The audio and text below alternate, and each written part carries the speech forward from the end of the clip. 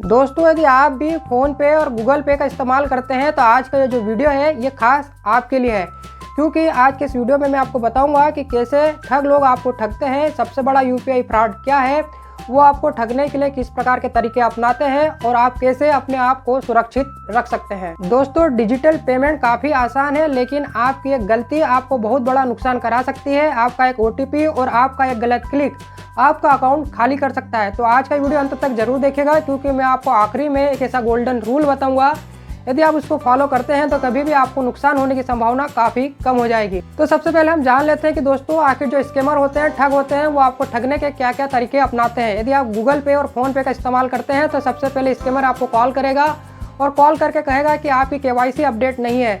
वो इस प्रकार से आपको डराएगा, धमकाएगा और आपके अकाउंट को ब्लॉक करने की धमकी देगा, और इस आधार पर वो आपसे आपका आधार कार्ड, पैन कार्ड और ओटीपी मांगेगा। लेकिन जैसे ही आप उसे ओटीपी बताएंगे तो आपका अकाउंट खाली हो जाएगा। तो आप हमेशा इस बात का ध्यान रखिए कि गूगल पे और फ़ोन पे जो होते हैं वो कभी भी आपसे आपका ओटीपी नहीं मांगते हैं। दोस्तों, स्कैमर जो होते हैं वो आपको ठगने का दूसरा तरीका ये अपनाते हैं कि वो आपसे कहेंगे कि हम आपको कुछ पैसा भेज रहे हैं, आप हमारी रिक्वेस्ट को एक्सेप्ट कर लीजिए। वास्तव में ये जो रिक्वेस्ट होती है वो पे रिक्वेस्ट होती है, और जैसे ही आप उस रिक्वेस्ट में अपना पिन डालते हैं तो आपका अकाउंट खाली हो जाता है। तो आपको हमेशा इस बात का ध्यान रखना है कि गूगल पे और फ़ोन पे पैसा भेजने के लिए केवल पिन डालना पड़ता है, पैसा आने के लिए आपको किसी भी पिन के डालने की आवश्यकता नहीं होती है। इसके अलावा कुछ स्कैमर, कुछ ठग आपको क्यूआर कोड स्कैन करने के लिए कहते हैं कि आप इस क्यूआर कोड को स्कैन कर लीजिए, आपको पैसा प्राप्त हो जाएगा। लेकिन आपको इस बात का हमेशा ध्यान रखना है कि जो क्यूआर कोड होता है वो केवल पैसे भेजने के लिए होता है, क्यूआर कोड स्कैन करने से पैसे नहीं आते हैं। इसके अलावा दोस्तों, कुछ स्कैमर आपसे एनीडेस्क या टीम व्यूअर जैसे ऐप इंस्टॉल करवाते हैं, और इस प्रकार से वो आपके मोबाइल का एक्सेस खुद ले लेते हैं, और आपके मोबाइल की एक्सेस करने पर उन्हें आपके फ़ोन पे और गूगल पे की एक्सेस भी मिल जाती है, और वो आपके अकाउंट को खाली कर सकते हैं। इसके अलावा कुछ स्कैमर आपको टेलीग्राम और फर्जी लिंकों के माध्यम से डुप्लीकेट लिंक भेजते हैं, जिनको आप डाउनलोड करते हैं तो उनकी एक्सेस भी उन्हें प्राप्त हो जाती है। इसलिए दोस्तों, आपको गूगल पे और फ़ोन पे से फ्रॉड से होने से बचने के लिए आपको हमेशा कुछ बातों का ध्यान रखना चाहिए, जैसे कि कभी भी आपको अपना ओटीपी पिन शेयर नहीं करना चाहिए, आपको अपना यूपीआई पिन किसी से भी शेयर नहीं करना चाहिए, अननोन रिक्वेस्ट आपको कभी भी एक्सेप्ट नहीं करना है, और क्यूआर कोड को जब स्कैन कर रहे हैं तो उसे सोच समझ कर ही स्कैन करें। इसके अलावा फेक कस्टमर केयर की कॉल से बचें, और जब भी आप किसी फ़ोन पे या गूगल पे के कस्टमर केयर पे कॉल लगा रहे हैं तो इसका नंबर गूगल पे सर्च करने की अपेक्षा आप मोबाइल ऐप में सर्च करेंगे तो ज़्यादा बेहतर रहेगा।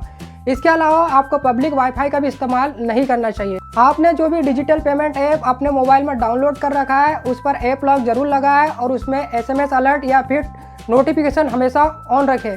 आप चाहें तो अपने ऐप में अपनी ट्रांजैक्शन लिमिट को भी आप सेट कर सकते हैं, लेकिन बाय चांस आपके साथ ऐसी गलती हो जाती है, आपके साथ कोई फ्रॉड हो जाता है, तो सबसे पहले आपको आपकी जो भी बैंक शाखा है वहाँ पर उसके आधिकारिक कस्टमर केयर पर कॉल करके आपको शिकायत करना है। शिकायत आप फ़ोन पर भी कर सकते हैं या आप नज़दीकी ब्रांच में जाकर लिखित में भी कर सकते हैं। इसके अलावा जो भी आप ऐप इस्तेमाल करते हैं उस ऐप पर भी आपको शिकायत करना है।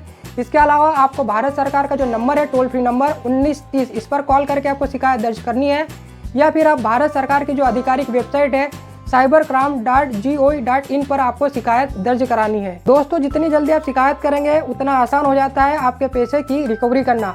आपको कुछ बातों का हमेशा ध्यान रखना है कि यूपीआई पिन हमेशा पैसे भेजने के लिए होता है, न कि पैसे आने के लिए होता है। जब भी क्यूआर कोड स्कैन कर रहे हैं तो वो भी पैसे भेजने के लिए होता है, न कि पैसे आने के लिए। और जो आपका ओटीपी पिन होता है वो आपके बैंक अकाउंट की एक प्रकार की चाबी है। यदि ये चाबी आपने किसी अन्य को दे दी तो वो आपके बैंक अकाउंट को एक्सेस कर सकता है, आपको नुकसान पहुंचा सकता है। तो ये कुछ बातें थी बेसिक और बुनियादी जो आपको पता होनी चाहिए। जय हिंद।